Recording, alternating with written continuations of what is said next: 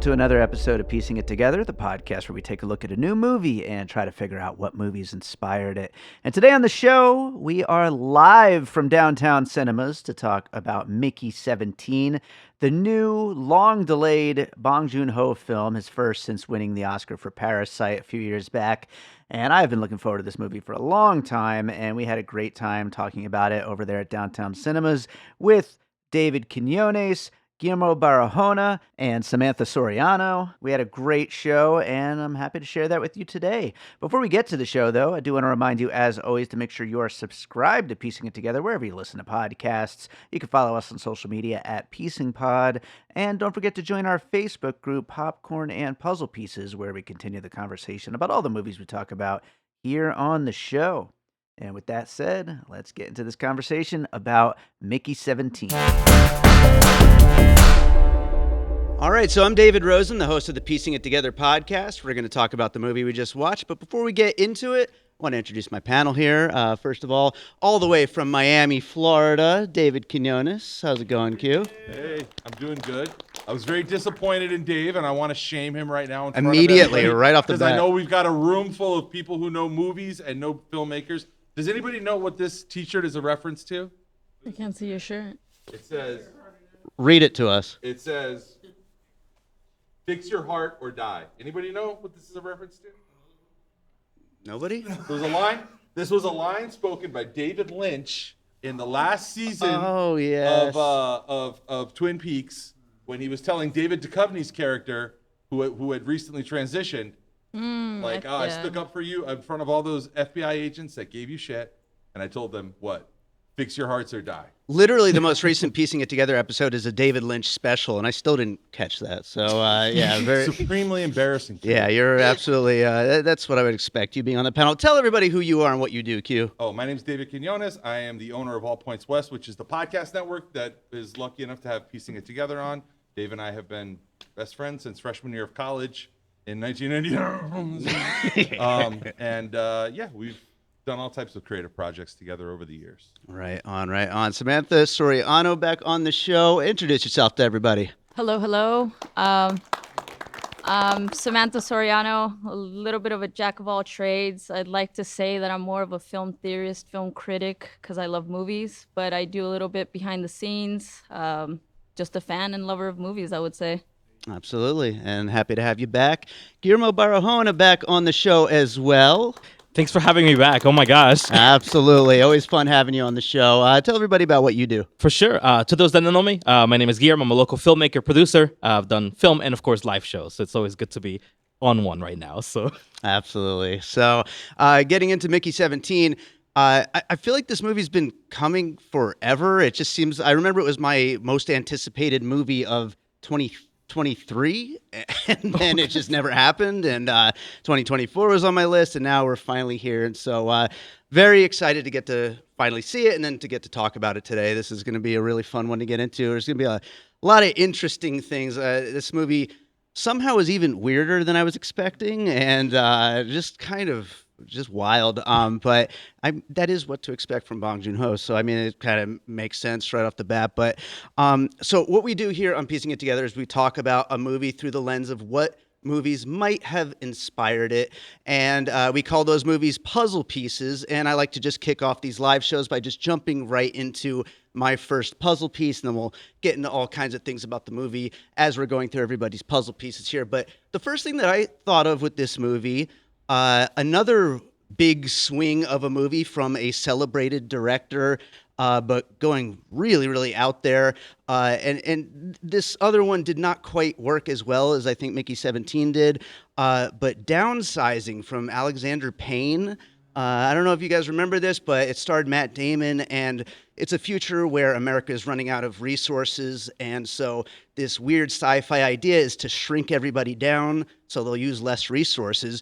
But of course, everybody's terrible, and they just use it for the worst possible reasons, which is just to become rich in their little mini world, and everything, of course, goes to shit. And when it comes down to it, Bong Joon-ho obviously always very critical of capitalism and what it does to people, and people's greed and all that kind of stuff. And I think that movie, even though it wasn't as successful as what at least how I felt about Mickey 17, it definitely had those kinds of things on its mind and a big, weird sci-fi concept that falls apart once people start actually putting it into practice. So, any of you guys fans of? I know that's a very polarizing movie.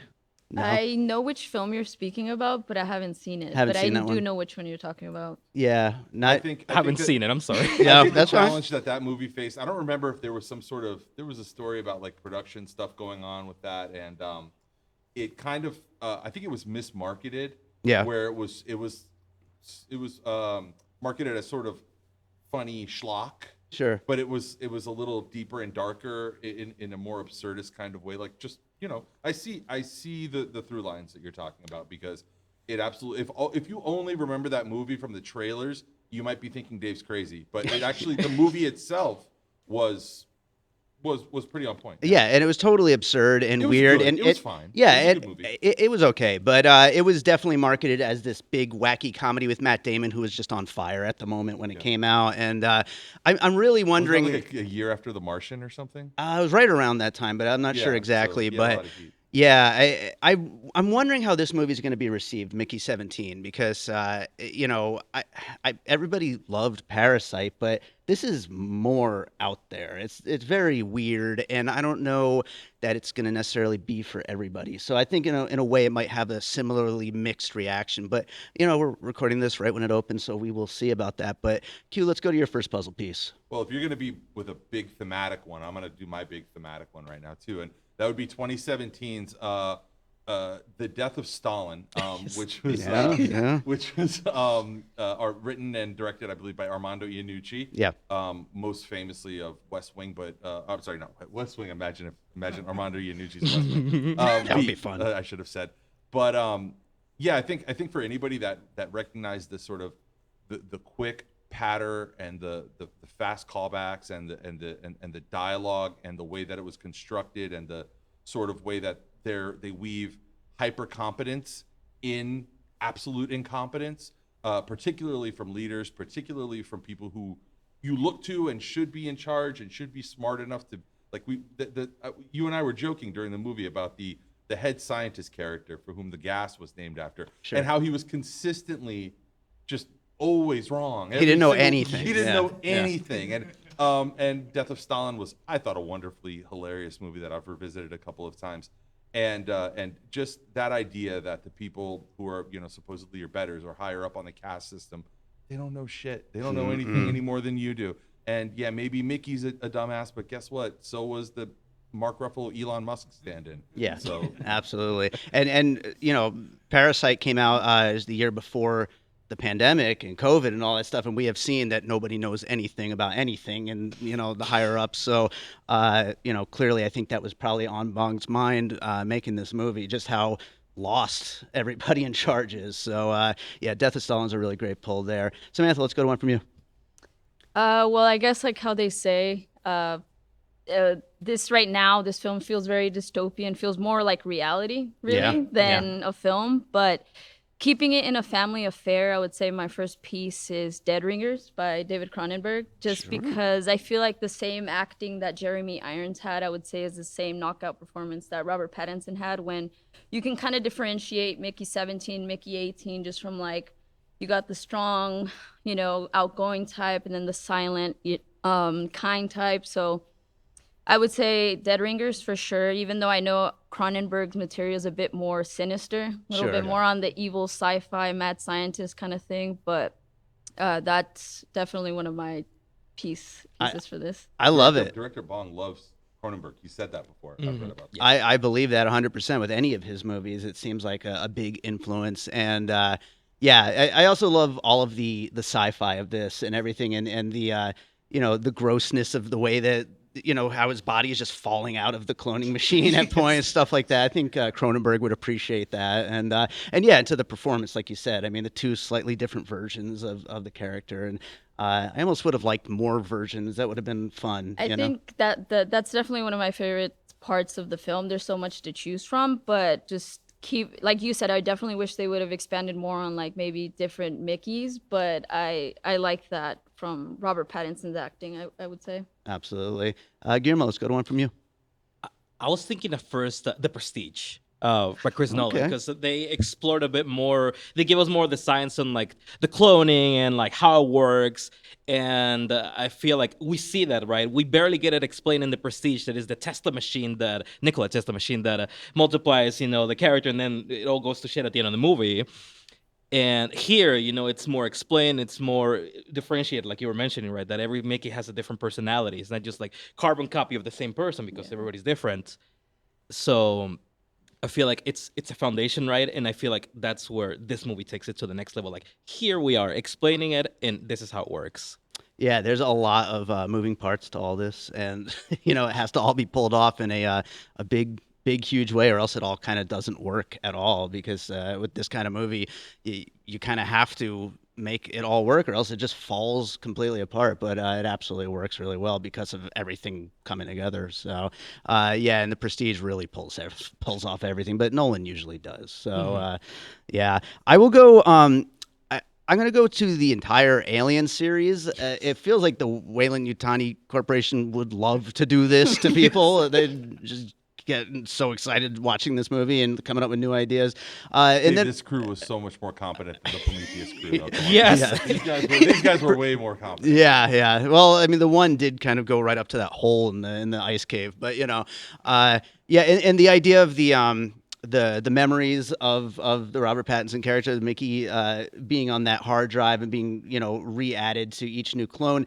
I feel like they're kind of doing a similar thing with all the synthetics throughout the Alien series, whether it's David or I forget the other names, but Rook or whatever. But all those various androids, they're all kind of building off the same knowledge and memory, and they're just upgraded versions each time with new experiences. So, and then of course, sci-fi. You still get a lot of that kind of stuff going on as well, just on a general sci-fi genre level. But I think there's a lot of Alien in here, and I thought that was pretty fun. I also wasn't expecting to be so much creatures in this. I from the trailers, they kind of don't let on that we're going to get a lot of that. So that was fun too. I always love a good creature, and of course, Bong had the host, so I mean he loves creatures as well. So I should have expected it, but there it was. So yeah, Alien. Let's go to another one from Q. So if you're talking about let's like what the core of this is. It's a workplace comedy. Yes. Yes. It's a workplace comedy where the printer is fucked up. It's Office Space. Oh, hell it's yeah. Office Space, guys. This is Office Space. And I mean, I hate to... the thing that triggered in my mind, obviously, were the multiple scenes where we see the printer jam, the beginnings of what would be a printer jam, which is the iconic scene from 1999's Office Space. Mike Judge, right? Mike Judge, yeah. And, but it broader than that. It's really about, like, sterile corporate workplace environments and where people find organic connection within them, if there is any to be found. And it doesn't matter if that's 10 million miles away in space or if it's in, what was it, Sandy Springs, Texas, wherever they filmed it. And like it's all the same, right? It's an inert, uncaring space that you're forced to just walk into every single day and die. Yeah. Like one Yeah. way or another. Yeah. Whether it's, being infected by these spores or this virus, or whether it's, TPS dying, reports. Yeah, dying slowly at the hands of TPS reports. Yeah, no, absolutely. And by the way, he does get to destroy the printer at the end of the movie. So there you go. We get that sequence. Should have had some Ghetto Boys on there, but that would have been fun. Yeah, great one there. I hadn't thought of that at all. I love that you brought that up. Let's go to another one from Samantha. I'm glad you guys are kind of bringing up the fact of the creatures. So hear me out on my next piece. I would say Paul Verhoeven's Starship Troopers. Hell yeah. Yes. Yeah. Definitely on there.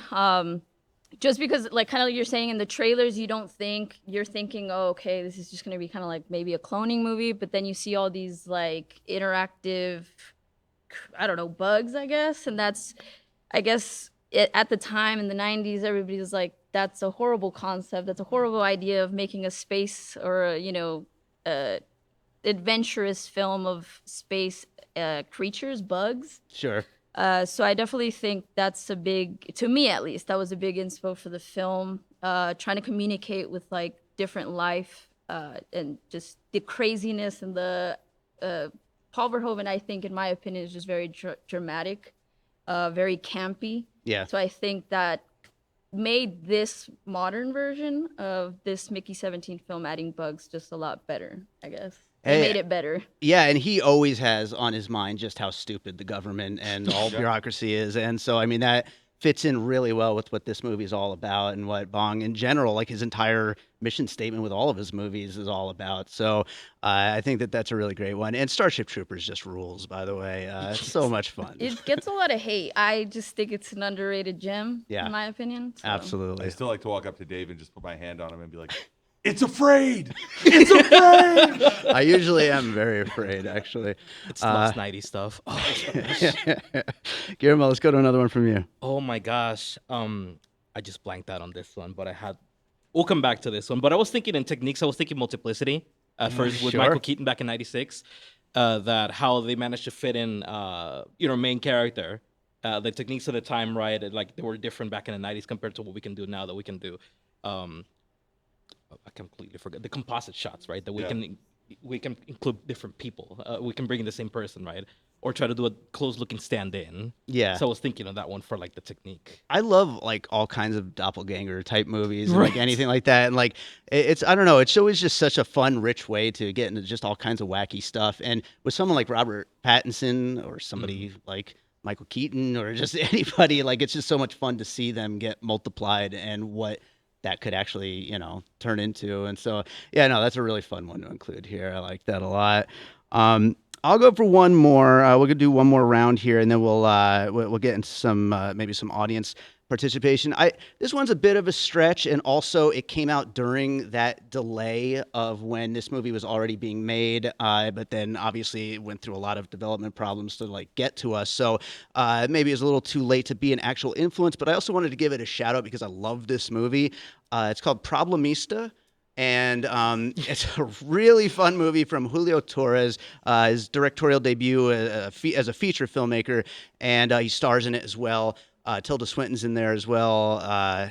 It's just this very strange, surrealist comedy just about how stupid everything is. And I think both of these movies do a really great job of just hitting the hammer on the head over and over again about how just every level of everything that's going on in the world and in government and in corporations and in business, like it's all just, it's running on a thread and nobody really knows what they're doing. And it goes back to what Q was talking about with like that scientist not knowing what he's doing. Our Mark Ruffalo character is he's just figuring it out. He's getting whispered in his ear the whole time what to do from his wife who's completely insane. And there's just a lot of stupidity at play. And that's just so much fun, especially when it's not just stupidity just to be a goofy comedy, but stupidity because, it's actually got some biting satire to actually throw on there as well. Q, I know you're a big fan of Problemista as well, aren't you? I love Julio Torres and everything about him. I mean, like, that's one of my favorite. That's one of my guys. Yeah. I love. And but honestly, my favorite part of Problemista was the female lead. Yeah, Tilda And Swinton. He killed Tilda Swinton's Yeah. absolute chaotic impression of my mom that she does throughout that movie was great. Yeah. My favorite part of Tilda Swinton, and this isn't a spoiler or Just anything. walking around with her light on her phone. flashlight on her phone on. That's something I do, by the way. I'm an old man, and I'm just constantly. But yeah, I love that movie. Everybody watch Problemista. It's great. Let's go to one more from you, Q. So I was thinking as I was sitting there watching this movie, like, it struck me that there hasn't been a good, and maybe, if shout it out if I'm wrong, by the way, there hasn't been a good adaptation, a good mainstream adaptation of any Franz Kafka. And I was like, well, what would be like a Kafka-esque piece that would be something? And the closest I could come up with was Terry Gilliam's Brazil, which is not a work of, it's Kafka-esque, but it's not it's not an original work. So Terry Gilliam's Brazil from 1985, I think it was. Just an incredible movie. Just I mean, it shows all of that sort of dysfunction within what should be order. It shows like the breakdown, the seams of civilization, of society, and like things that are I guess the scary stuff that is kind of made a little more funny or absurd. Yeah. Like, you laugh because you kind of don't want to think about what it's like. The same feeling that you get when you like, I don't know if you guys have ever like seen the pilot of your plane before you get on the plane, and you hear him say something stupid, and you're like, that guy's a moron. He's flying my plane, and like it's that feeling. It's like, oh, like impending dread of society that's probably not as well organized as you had hoped it was when you were a little kid. Yeah. So, the collected works of Franz Kafka, as demonstrated by Terry Gilliam's Brazil. Love it. Love it. I think that works really well. Samantha, one more from you. It's going to be kind of like a 50-50, but I would say, like, kind of like I said earlier, it is keeping it in the family affair. Brandon Cronenberg's Infinity Pool. Sure, I love that Just movie. die, come back to life, die, come back to life. With the printing machine. I would also like to add that Robert Pattinson did say he did get a lot of inspiration and his voice from Steve-O from Jackass. So coming from someone who grew up watching Jackass a lot, I do think that had a big impact because he is like a scientific / professional stuntman in a way. So I do think Infinity Pool and Jackass to me are kind of like in there. They're both completely insane, and yeah, that sequence where they inject him with the new painkiller. The Purple Joe, because I thought Purple it sounded. Joe, yeah. I thought it sounded like a strain. I was like Purple Joe, like. Yeah, that was some great physical stuff going on there. And by the way, Steve-O and also Steve Buscemi, he said he was also basing it off of from Fargo specifically, which that's an interesting combination there. Pattinson's just the best. I love him so much. But yeah, very, very fun one there. Let's go to one more from you, Guillermo. I found it. It was The Island with Ewan McGregor back in 2005. Yeah. We saw that in the theater. We did see that in the theater. I'm gonna Yeah. put it down on my list now. Right? Yeah, because underrated, but also like not that good anyway. Yeah, sure. A little of both. Because you have. By the way, great Steve Buscemi scene. In that movie. Yeah. Yeah, that's Very right. good Steve Buscemi. He's Mr. Exposition. He tells them what's going on. Yeah, because like I feel like that's how it was gonna go. Like that kind of like feel almost Ghost in the Shell feeling of like, who am I if I'm just a copy of somebody else and stuff like that, and like finding your place in the world. Obviously, that movie goes a different route than this one. I like the way how this one goes quite a bit. So Sure, absolutely. and I always liked that movie, honestly. I think it's one of Michael Bay's better films. I know it gets shit on constantly, Yes, but it's so ridiculous and so over the top. That's when I watch an action movie, that's what I want. I want over the top and ridiculous. Oh, and for sure. Absolutely. That fits the bill. So I got a bunch of other stuff written down, but I wanted to open up to the audience, see if anybody has any puzzle pieces that they thought of for this one. Anybody have anything here? We got right over here. Yeah, the wife always trying to make a sauce. Was Oh really my God, yes. Reminding me of Carl Weathers from Arrested Development. Always talking about making a stew. Arrested Development. That's wonderful. I love it. And yeah, that was such a great character beat that she's like constantly making sauces. It's just Very so simple motivation. yeah, very, very simple and understandable. I mean, she just found an alien tail. Why not? Anybody else right here? I thought Mark Ruffalo's performance was very reminiscent of his performance in Poor Things Yeah. a few years Yeah. ago. Yeah. Just like bombastic and crazy and out of his mind and just like doesn't really know what he's talking about. So Yeah. I threw this at Dave while we were watching the movie. Guys, how many people think the movie is like 5% better if Mark Ruffalo was Walton Goggins instead? Walton Goggins makes I love everything Mark great, Ruffalo. I'm but just saying that part. He would have killed it. yeah, he would have absolutely killed it. Walton He's Goggins got is the so teeth good. naturally too. That's exactly what I was Need thinking. prosthetics. Love it. Another one right here. I thought that the idiots running the show, trying to be in charge, and you could see they're all bumbling and silly. It just reminded me of Idiocracy. Yes. You know, the idiots at the helm. More Mike Judge. More Mike Judge, absolutely, yeah. Idiocracy is amazing, and yeah, everything's stupid. I mean, I think I might have used Idiocracy as a puzzle piece on my Problemista episode, but yeah. But they're saying it's slowly becoming a documentary in like real life. So Yes, it is. Yeah, and Not that slow. this is. I noticed also in the opening. I think this was 2054. Like, it's not that far off, basically. So, I think I saw a hand go up over there. Jason Harris, what do you Jason got? Harris in the audience, everyone. So just two corrections. One, Kafka, 1991 Steven Soderbergh movie.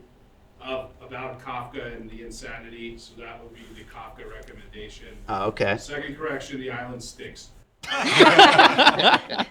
I'm surprised no one, you could throw, if we're making sauces, let's do a sauce of Kubrick with obviously 2001 and then Dr. Strangelove going back to idiots trying to ruin the world. Yep. Power. Absolutely. Doctor Strangelove is one of the ones I had written down as a possibility. I love it. Great to bring it up, though, Jason. And my last puzzle piece is what we're living through right now. Oh my God! Yes. Yes. I think that's absolutely accurate. Put it directly on the puzzle piece list. We got another hand up there. I want to thank you for mentioning Brazil, Terry Gilliam, 1985. That movie was so controversial. Yeah. And there's a DVD collection where they cut it 4 times or something. Yeah, And I now heard it's a about that. classic, but then it was in the toilet. I'm surprised they allowed this to be made, just on the memory of what Terry Gilliam went through. Yeah. Yeah. So, Well, and I think you should be high to watch this movie. Don't hurt. it probably would not hurt. Yeah. Yeah, no, and this movie, like we were talking about it before it started, actually, this movie went through a lot of development problems. I think it was announced in 2021. I read something like the book that it's based on, because it is based on a book, it wasn't even published yet, but Bong had read an early draft and started adapting it immediately. So this movie is like almost 5 years in the making, and it just kept not coming out. They kept not finishing it, and now it's finally out. So excited. But I'm sure that there was probably a lot of hurdles to jump to like make a movie like this. So any other pieces out here in the crowd? Anything else? Anything right over here? I had a few, but can anybody say Moon? Moon was like the first thing I thought of. Obvious. Yeah, no, it was the first thing when the trailer came out. I was like, this looks so much like Moon, but and also Sam Rockwell is kind of was in a position at that moment in time that Robert Pattinson is for us film fans. You know, he was just the best, and right now that's Robert Pattinson. So I think Moon is a great one. Yeah. I had a few of them though.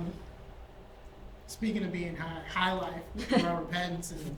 I Sure. thought the same thing too. Yeah, and you already said multiplicity. Star Wars Episode 5, the entire Hoth sequence when Luke gets pulled into the cave, it's like basically the same scene. Well, it doesn't reverse that scene, where he doesn't get attacked in the And Richard Ayoade's Dostoevsky adaptation of The Dummy. Okay. If anybody's seen it. Have not seen No, that. no. I haven't seen it It's either. got Jesse Eisenberg. It's like 2013. Okay, right on. Well, yeah, Moon was definitely one, and High Life he mentioned as well, which stars Robert Pattinson and is very weird and out there, but it's a spaceship set film and I very. had a tough time with that one because I have tough times with Jeopardy for little kids and babies and stuff like that. Like, it's tough. Yeah, it's a wild movie, that's for sure. But and we got some Star Wars in there, so why not? So.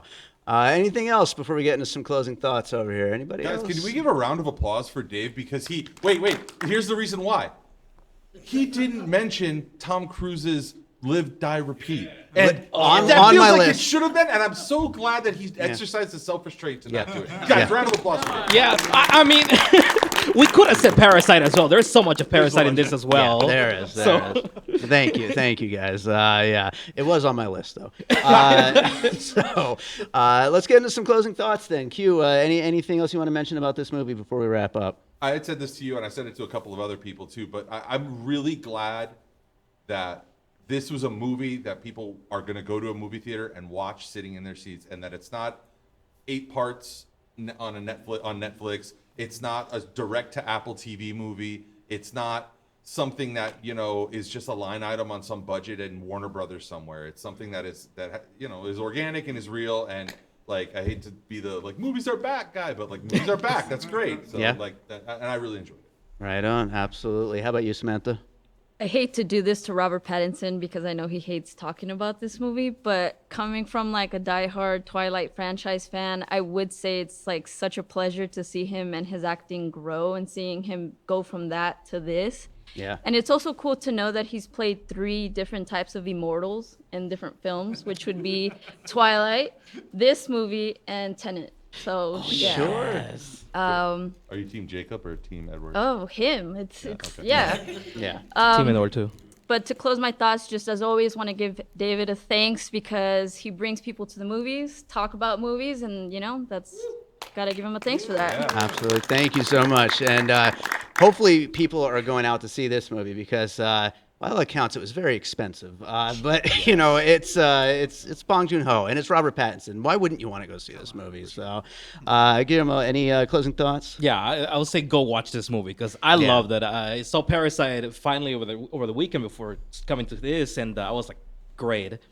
But then Robert Pattinson, like you were saying, like I've loved that trajectory. Like some people just put him in the memes of stuff like that. But like when I saw him on Tenet, I was like, oh yes. I missed most of that decade of movies, obviously. But I'm like, this is such a great pairing, both Bong and. This is cinema. Yeah, this is cinema, right? 100%. New meme. Love it.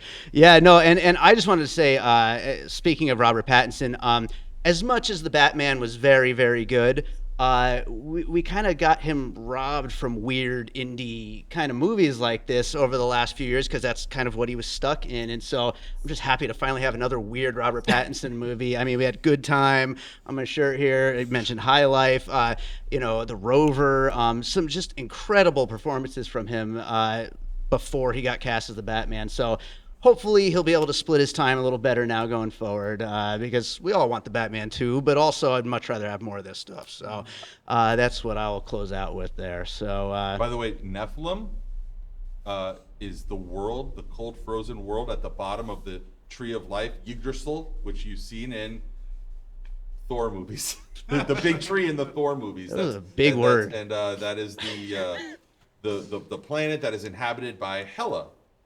Yeah. From Thor, one of the Thors. Kate Blanchett, right? Yeah. I like that character. Yeah. So, not really a so puzzle mean, though. piece, Oh my just a God. random Lore. Trivia. Just giving some lore. Norse trivia. There was a big dog in that. That was fun. Yeah, the big dog and the Hulk punches. We should talk about Thor Ragnarok one of these days on the Nah. podcast.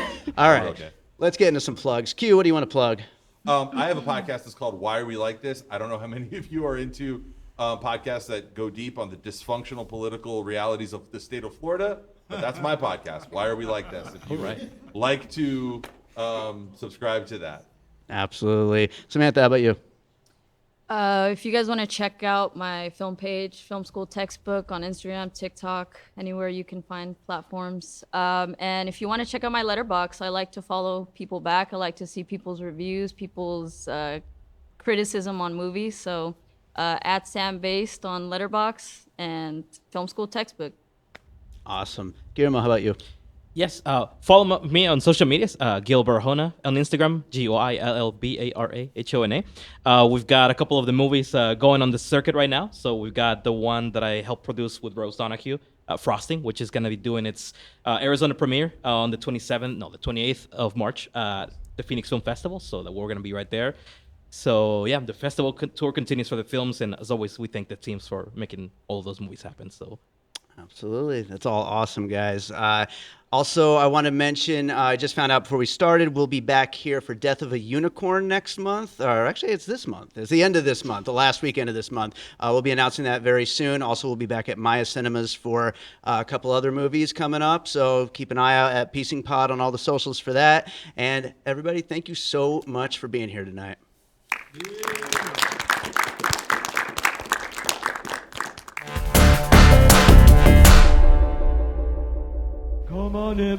Hi, this is Wax Trax Records here on 2909 South Decatur. We buy all your old 45s, your old albums, any type of music memorabilia. Also, we sell music memorabilia, albums, CDs, and a lot.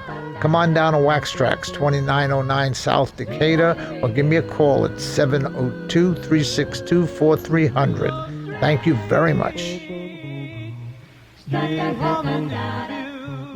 All right, so I hope you enjoyed that conversation about Mickey 17. Thank you so much to Downtown Cinemas for having us out. Thank you to David Quinones, Samantha Soriano, and Guillermo Barahona for joining me on that one. And to everyone who showed up down there at Downtown Cinemas, thank you so much. And of course, thank you to you for listening. If you're enjoying piecing it together, make sure you are subscribed. I should say before we get into the plugs, I don't usually do this, but I'm recording my intro outro before we did the live show. So let's hope that everything went fine over there at Downtown Cinemas. I'm sure it did. But my buddy Q, David Quinones, who's on the show today, he's staying with me. And so I didn't know for sure if I'd have enough time to get all of my editing and my intro outros and all that kind of stuff done while he's at my house. So, I got this done in advance. A little podcast inside baseball for you. But anyway, make sure you're subscribed. You can follow us on social media at Piecing Pod. Join the Facebook group Popcorn and Puzzle Pieces. Also, don't forget, we do have a Patreon, the Produced by David Rosen Patreon, where I post bonus and advanced content from piecing it together. There should be a video version of this up there as well. Also, Awesome Movie Year, where we just released a new bonus episode between seasons, and from my music career, where I'm prepping a bunch of new stuff that will be hitting the Patreon very soon. So check it out. Patreon.com/bydavidrosen. You could keep supporting the show by listening, by sharing, by showing up to the live shows, but you could also support the show by checking out the Patreon. And with that said, let's close this out with a piece of music like I always do. And let's see, what should I play to close out a movie, a wacky, crazy, over-the-top movie about cloning? I don't know, that's a very specific thing. I'm not really sure what to play for this one. You know what? I'm going to go with a track that is going to be, this is a preview. This is like a special preview you're getting of a song that's not out yet, but it will be on my next David Rosen album. And this is a song that just like the much delayed Mickey 17, this is a much delayed song in that I've been working on this one for like 4 or 5 years now.